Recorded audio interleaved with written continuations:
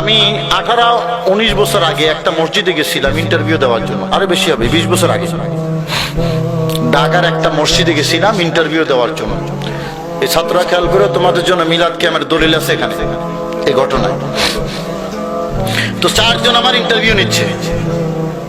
একজন ঢাকা আলিয়ার তৎকালীন প্রিন্সিপাল, আরেকজন লালবাগ মাদ্রাসার মুফতি, আরেকজন তামিরুল মিল্লাত মাদ্রাসার মুহাদ্দিস, আরেকজন পাশের একটা মসজিদের ইমাম।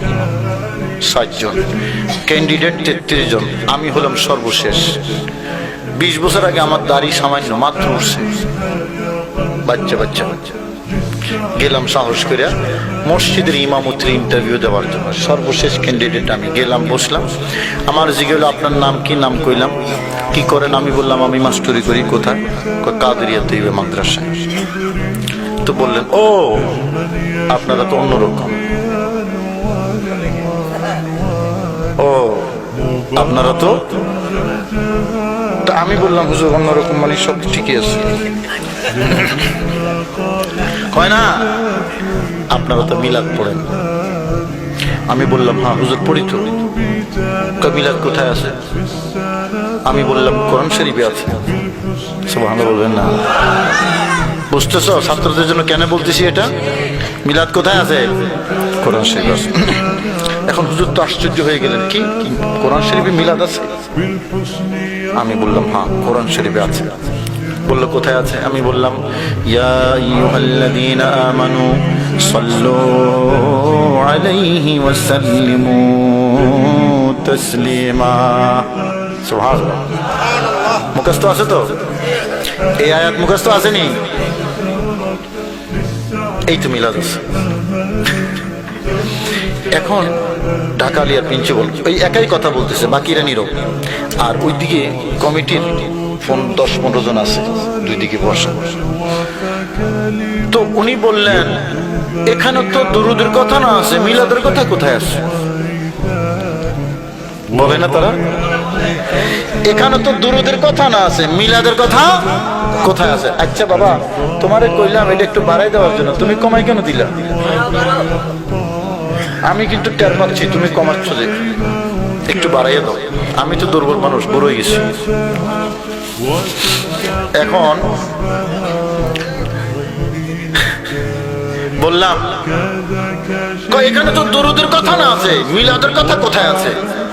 তা আমি বললাম হুজুর নামাজের কথা কোরআন শরীফে আসেনি। তিনি বললেন আছে তো। আমি জিজ্ঞেস করলাম হুজুর কোন জায়গায় আছে? বললেন ওয়া আকিমুস সালাত, ওয়া আকিমুস সালাত। আমি বললাম হুজুর এখানে তো সালাতের কথা না আছে, নামাজের কথা কোথায় আছে? তো তিনি বললেন সালাতই নামাজ, সালাতই। আমি বললাম হুজুর দুরুদই মিলাদ। সুবহানাল্লাহ বলবেন না? জবাবটা সুন্দর হয়েছে না? সালাতই। আমি বললাম দুরুদই। এখন তো জবাব নেই। বললাম, তিনি বললেন আবার যে তা আপনারা তো দাঁড়াইয়া পড়েন, দাঁড়ানোর কথা কোথায় আছে? আমি বললাম হুজুর কোরআন শরীফে আছে। সুবহানাল্লাহ। কোথায় আছে? এই ছাত্ররা বলো কোথায় আছে? তো জিজ্ঞেস করলেন কোন জায়গায়? আমি বললাম ইয়া আইয়ুহাল্লাযীনা আমানু সাল্লু আলাইহি ওয়া সাল্লিমু তাসলিমা। সুবহানাল্লাহ। হুজুর এখানে আছে, দাঁড়াইয়া পড়ার কথা। বললেন এখানে তো দরুদ শরীফ পড়ার কথা না আছে, দাঁড়াইয়া পড়ার কথা তো নাই। দাঁড়াইয়া পড়ার কথা নাই। সাধারণ মানুষ তো ঠিকই মনে করবে যে হ্যাঁ এখানে তো দাঁড়ানোর কথা নেই, এখানে তো দুরুদের কথা না আছে। জবাব শুনেন। আমি বললাম হুজুর তো কেমনে পড়বো? বসে পড়বো। আমি বললাম হুজুর এখানে তো দুরুদ পড়ার কথা না আছে, বসে পড়ার কথা তো নেই। কি কর ঠিক না ভাই? ঠিক।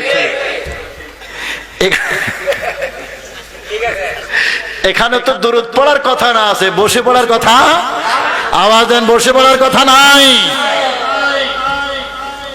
জবাব বন্ধ, আর জবাব নেই।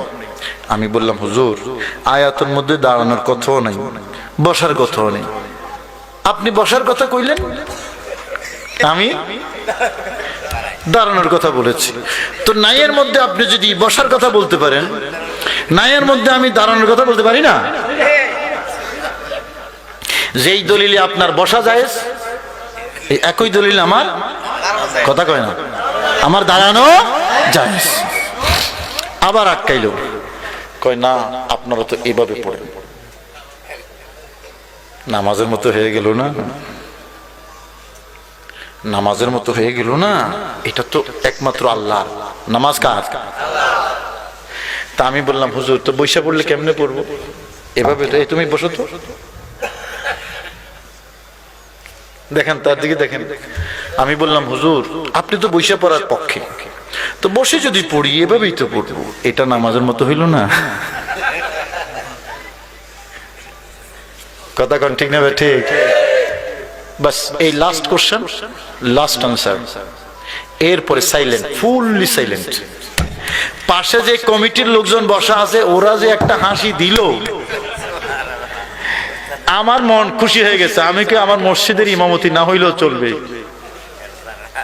মসজিদের ইমামতি আপাতত না হইলেও চলবে, আমি যে জবান বন্ধ করে যাইতে পারছি এটাই আমার শুকরিয়া। জোরে বলুন না সুবহানাল্লাহ।